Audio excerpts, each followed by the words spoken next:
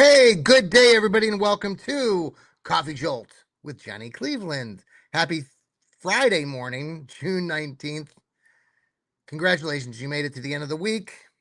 Good job. Go USA, as the USA soccer team plays later this afternoon up there in Seattle.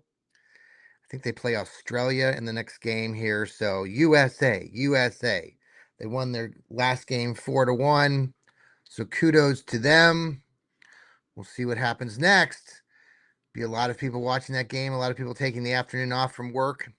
I'm on my hiatus. I'm on my long 6-week vacation now. It's down to about 5 weeks. This first week went way, way too fast. It's got to slow down. I don't want to go back to work yet. We have time. We have time. Hey, check out my latest article this morning on Dog Pound Daily, where we talk about a twist in the quarterback potential mock draft of 2027. I have a bone to pick with Yahoo Sports. I've mentioned this before on other shows, my own podcast, the Johnny Cleveland podcast. I had that yesterday. Check that out. We had our Fanatical Elves show. Check that out with me and Steve last night. Also, check out Rod Bloom and his brother Jeff. They had their show last night. The Browns Blitz. All those shows are on Spotify, on Apple, on iHeartRadio. Check all those out. So I wrote an article this morning for Dog Pound Daily. Check us out at Dog Pound Daily, DPD. Good writers, a great group there. I've written for them for several years. Took a break in 2023, I believe it was, and I came back this last year and have been writing for about the last 4 or 5 months with them, and I really enjoy it. I get to do a lot of writing, and that's something that I've been doing for a while, and like I said, I have fun with it. So this article was looking at a mock draft of somebody put out, and it did not have the Brownies taking a quarterback initially. And so we talked about that in this article and who they took instead. So check that out. But Yahoo Sports, they somehow have this green light that they can take any material out there in social media, anything out there on the internet, and make it their own and put my headline, my article, my writing, and sugarcoat it and make it sound like it's from one of their people at Yahoo Sports. Now, at the top, they'll say at the very small print, hey, this is from Dog Pound Daily, and then they'll mention my name, the writer. I don't even know if they do that anymore. I think maybe at the bottom they did. They'll mention my name, John Suchan, as the writer. But so basically, Yahoo gets this free pass to steal other people's good writing, which I think is a crime. It's go straight to jail Friday, like they have on the 97 FM radio here in Columbus with Common Man and Timmy. So I'm going to carry that tradition on here on this Friday and go straight to jail to Yahoo Sports, who sucks. They really do suck, and they steal people's good work, and it should not be that.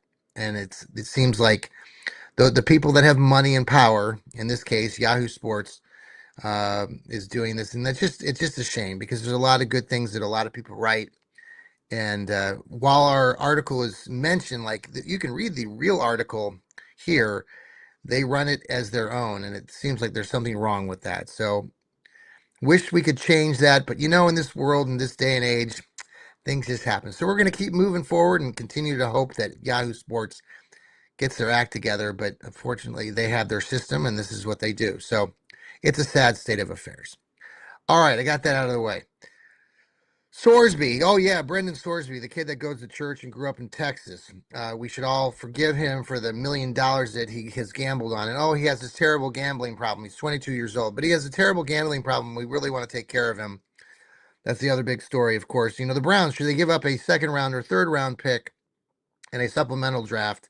And again, I'm here to tell you the Browns need to stay as far away as they possibly can from this knucklehead and his agent and everything that's surrounding this. Now, some of you will go straight to, well, he's talented. He's got a lot of upside. Well, we could say that about anybody under the sun. The kid had a decent college career, but nothing more than that. Go back and look at the stats if you want, or you want to go listen to executives or people in this organization have said this about this. Until I'll be glad that we didn't talk about, we didn't know who the hell Sorsby was until very recently. So all of you people that are out there trying to float this idea that Sorsby is this great player the Browns can't pass on. They've got to put a second or third or fourth round pick on it, or we might be looking back at this and shaking our heads 10 years from now and getting all pissed off about it. Like, oh, here we go. We blew it with Sorsby. We should have taken Sorsby. Get it together. I mean, the Browns have had a long history, decades of not getting it right with the quarterback. So this is just ridiculous at this point with how people are treating this situation. I mean, it's the silly season. We have a lot of dead time. There's not a lot of good Browns content to talk about, but Sorsby, the Browns need to stay far, far, far away from this kid. He's Johnny Manziel 2.0 as far as I'm concerned. And if you want to say that he has a problem, fine. I want the kid to.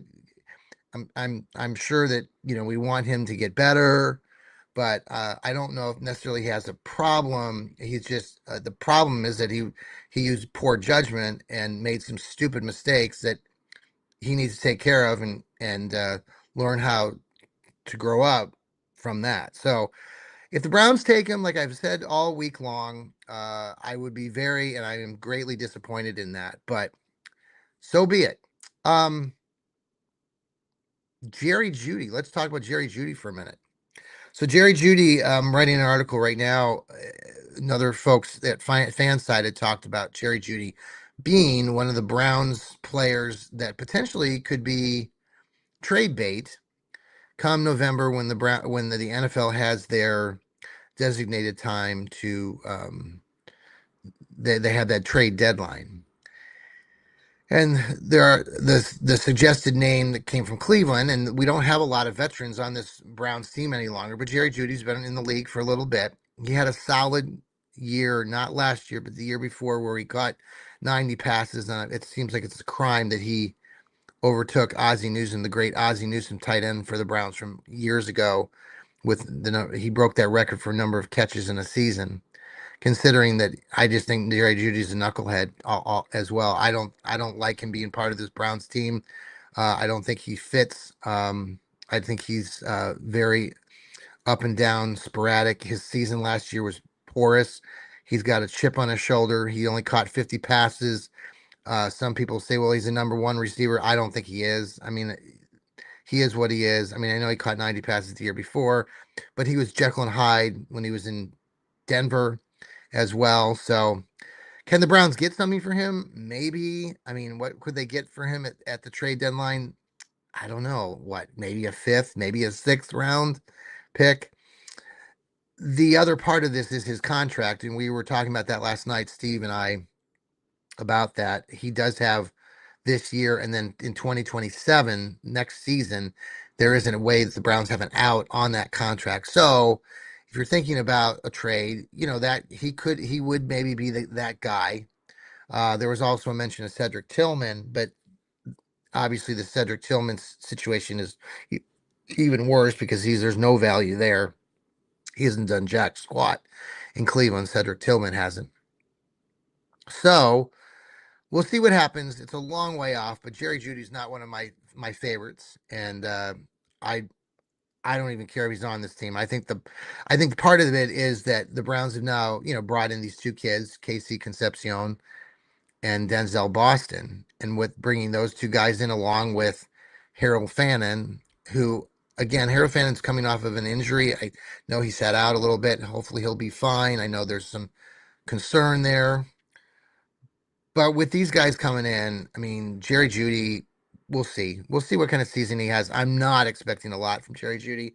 I think he's going to be more of a nuisance and a pain in the butt. His motivation to play for the Cleveland Browns doesn't exactly encourage me moving forward. I mean, think about all the stupid boneheaded plays that this kid has done over the years for the Browns. I mean, last year, that play where he caught the ball and he literally had nobody in front of him, nobody behind him, but he saw the guy coming from behind him and jogged the ball up after he caught a pass, had the ball knocked away. I mean, how careless are you? I mean, that shows a lack of concentration and focus at the umpteenth level, and I just don't want to have anything to do with this kid. I just think he's terrible. So You want to have Jerry Judy, fine, but I'm not going to be rooting for him very much.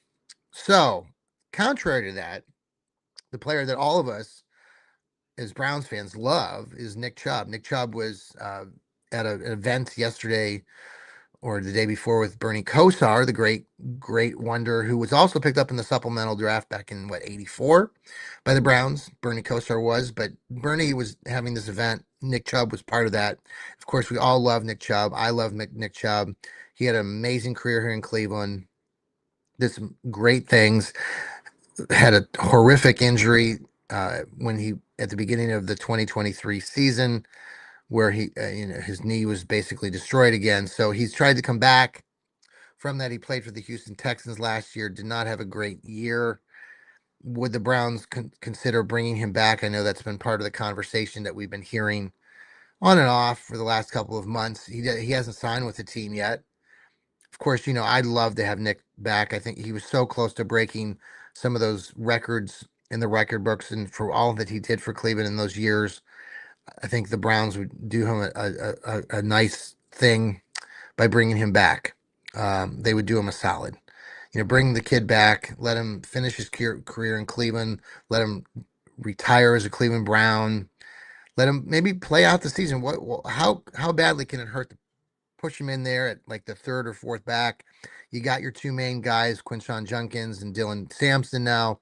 Bring him in off the bench. Whenever you need that, maybe that touchdown or that extra 2 or 3 yards on a third down, bring the guy back in. I'm sure Nick Chubb would love to come back to play for the Browns, and he's back in Cleveland, folks.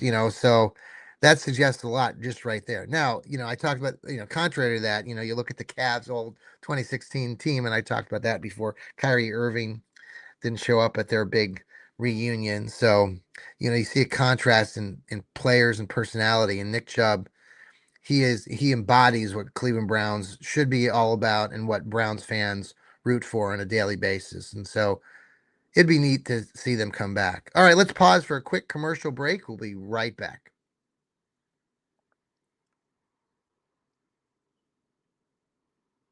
Hey, all right, we are back here on the Coffee Jolt with Johnny Cleveland. I'm drinking my coffee here from Hemisphere Coffee Roasters. They shake the hand of the farmer. Let me get a sip of this.